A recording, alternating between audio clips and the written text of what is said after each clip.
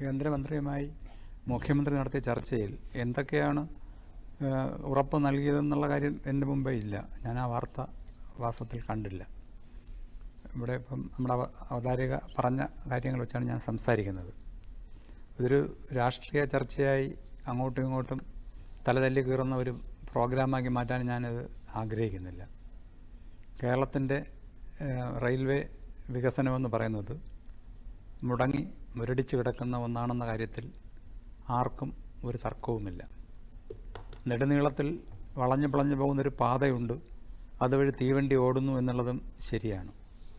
എന്നാൽ നിങ്ങൾക്ക് കണ്ണൂരേക്ക് യാത്ര ചെയ്യണമെങ്കിൽ 1 മാസം മുമ്പ് ടിക്കറ്റ് ബുക്ക് ചെയ്താലും കിട്ടാത്ത അവസ്ഥയുണ്ട്. ഒരു രാജ്യത്തിൻ്റെ വികസനത്തിൽ ചരക്കുകളുടെയും സേവനങ്ങളുടെയും വ്യക്തികളുടെയും അതിവേഗത്തിലുള്ള സഞ്ചാരം പ്രധാനമാണ്. സഞ്ചരിക്കാനായിട്ടുള്ള തുറന്ന വഴികളിലാണ് ആദ്യത്തെ വികസനമുണ്ടായത്. കപ്പലുകൾ വന്ന് നിന്നിടത്താണ് നഗരങ്ങൾ രൂപപ്പെട്ടത്. ഒരു ദരിദ്ര രാജ്യമായിരുന്ന ചൈന അതിവേഗം വികസിച്ചതും ഗതാഗത സൗകര്യത്തിൽ വരുത്തിയ അത്ഭുതകരമായ മാറ്റം കൊണ്ടാണ്. അപ്പോൾ ആളുകൾക്ക് ചോദിക്കും പലരും, എന്താണ് ഇത്ര ധൃതി എന്ന് ഇവിടെ പലരും ചോദിച്ചിട്ടുണ്ട്.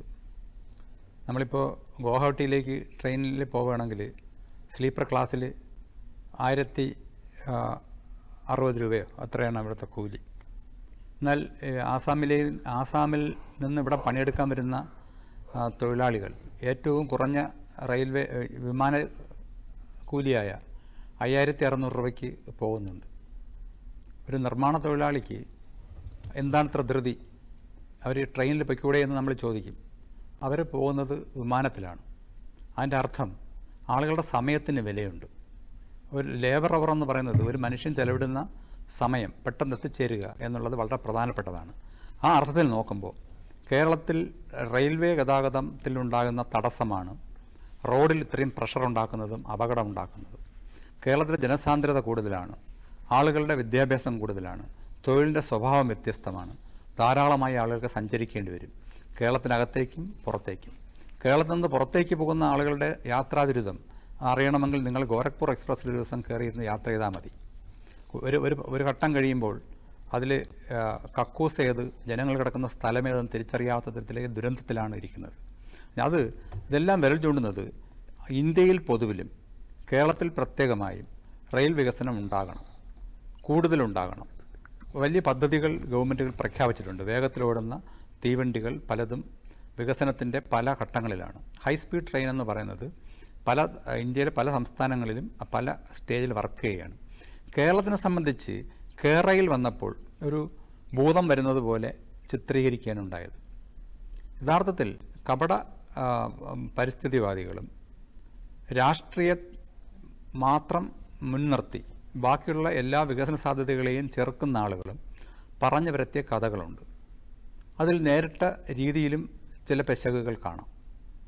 അത് കേരളയിൽ എന്നുള്ളത് ഗവൺമെൻറ് തത്വത്തിൽ അംഗീകരിച്ചോ ഒരിക്കൽ തത്വത്തിൽ അംഗീകരിച്ചതാണ്. ഇപ്പോൾ അതിൻ്റെ DPR കൊടുത്തിട്ടുള്ളതാണ്. അതിൻ്റെ അടുത്ത സ്റ്റേജ് എന്താണെന്നുള്ളതെല്ലാം വരേണ്ടതുണ്ട്. എന്ന് തന്നെയായാലും അത് വന്നാലും വന്നില്ലെങ്കിലും കേരളത്തിൽ 4 മണിക്കൂർ കൊണ്ട് പോയി വരാൻ പറ്റുന്ന 30 മിനിറ്റിലൊരു ട്രെയിൻ ഒരു വഴിക്ക്, അല്ലെങ്കിൽ കുറച്ച് കഴിയുമ്പോൾ 10 മിനിറ്റിലൊരിക്കലും ട്രെയിൻ വന്നു കഴിഞ്ഞാൽ കേരളത്തിലെ റോഡിലുള്ള പ്രഷർ കുറയും, കാർബൺ എമിഷൻ കുറയും, പെട്രോളിൻ്റെ ചെലവ് കുറയും, ആളുകൾക്കുള്ള ആക്സസ് പെട്ടെന്ന് ഓടിപ്പോയി എത്താനുള്ള ഒരു അവസ്ഥയും കൂടും. അപ്പോഴാണ് പറയുന്നത് നിലവിലുള്ള പാളം വികസിപ്പിക്കാൻ വേണ്ടി എന്തോ ചെയ്യാൻ പോകുന്നു എന്ന് പറയുന്നു. ഇപ്പോൾ കേരളം ഭൂമി എടുത്തു കൊടുത്തില്ല എന്നൊരു കഥ പറഞ്ഞല്ലോ. എടുത്തു കൊടുക്കുന്നത് ഒരു പദ്ധതി പ്രാവർത്തികമാകുമ്പോഴാണ്, ഒരു പ്രോജക്റ്റിൻ്റെ മുമ്പെയാണ് ഭൂമി എടുത്തു കൊടുക്കുന്നത്. കേന്ദ്രമന്ത്രി തന്നെ പാർലമെൻറ്റിൽ പറഞ്ഞതായി നമ്മൾ ഒരു മാസം മുമ്പ് വാർത്ത വായിച്ചതാണ്. കേരളത്തിലെ വളവുകൾ നീക്കാൻ കഴിയില്ല എന്നുള്ളത്. ഈ കേരളിനെ എതിർത്ത ആളുകൾ പറയുന്നത് ഇതിൻ്റെ ട്രെയിൻ വന്ദേ ഭാരത് തന്നെ ഈ കേരളിൻ്റെ യാത്രയുടെ പകുതി എത്തില്ല. അപ്പോൾ അത് ഇപ്പോൾ പോകുന്ന റൂട്ടുണ്ട്. അതുതന്നെ 666 വളവുകളാണ് കാസർഗോഡും തിരുവനന്തപുരത്തിനും ഇടയ്ക്കുള്ളത്. ഈ വളവുകൾ എങ്ങനെ ചരിത്രപരമായാണ് ഉണ്ടായത്. ഇപ്പോൾ പറയുന്ന ആളുകൾ ഒരു കാലത്ത് ട്രെയിൻ വന്നപ്പോഴും ഭീതിപ്പെടുത്തി. ട്രെയിൻ വന്നാൽ ഭൂമി കുലുങ്ങി വീടെല്ലാം ഇടിഞ്ഞു പോകുമെന്ന് പറഞ്ഞുകൊണ്ട് എൻ്റെ ഭാഗത്തൂടെ വരരുതെന്ന് ഒരു രാജാവും ഇപ്പുറത്ത് പോകരുതെന്ന് വേറെ രാജാവും എല്ലാം പറഞ്ഞപ്പോഴാണ് ഇരിങ്ങാലക്കുടയൊക്കെ നഗരത്തിൽ നിന്ന് 10 കിലോമീറ്റർ അകലെയാണ് ട്രെയിൻ പോകുന്നത്. ഇങ്ങനെ പല കാലഘട്ടങ്ങളിൽ ഈ വികസനത്തിനെ ചെറുക്കുന്ന ആളുകൾ പറഞ്ഞ ഭീതി കാരണമാണ് ഒരു കാരണം.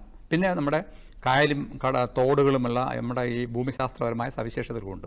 ഈ 666 വളവുകളും നികത്തി അതിൽ കൂടുതൽ പാളമിട്ട് അതിൻ്റെ സിഗ്നലിംഗ് സിസ്റ്റവും വൈദ്യുതി സിസ്റ്റവും ഒക്കെ മാറ്റിയെടുക്കുമ്പോൾ ഉണ്ടാകാവുന്ന തുകയെന്ന് പറയുന്നത് ഒരു സെമി ഹൈസ്പീഡ് ട്രെയിൻ ഉണ്ടാക്കുന്നതിനേക്കാൾ പല മടങ്ങ് വരും. ഇതിന് പല പഠനം നടന്നു കഴിഞ്ഞു. ഇനിയും അത് പറയുന്നത് ദയവായി ആളുകളെ പറഞ്ഞ് വിരട്ടിയിട്ട് കേരളത്തിലെ ആളുകൾ, സാധാരണ മനുഷ്യനും വികസനം ആവശ്യമാണ്. സമ്പന്നരായ ആളുകൾ മാത്രമല്ല ട്രെയിൻ മെട്രോയിൽ യാത്ര ചെയ്യുന്നത്. കൊച്ചി മെട്രോയിലെല്ലാം സമ്പന്നരാണോ യാത്ര ചെയ്യുന്നത്? കൽക്കത്ത മെട്രോയിൽ സമ്പന്നരാണോ മാത്രമാണോ യാത്ര ചെയ്യുന്നത്?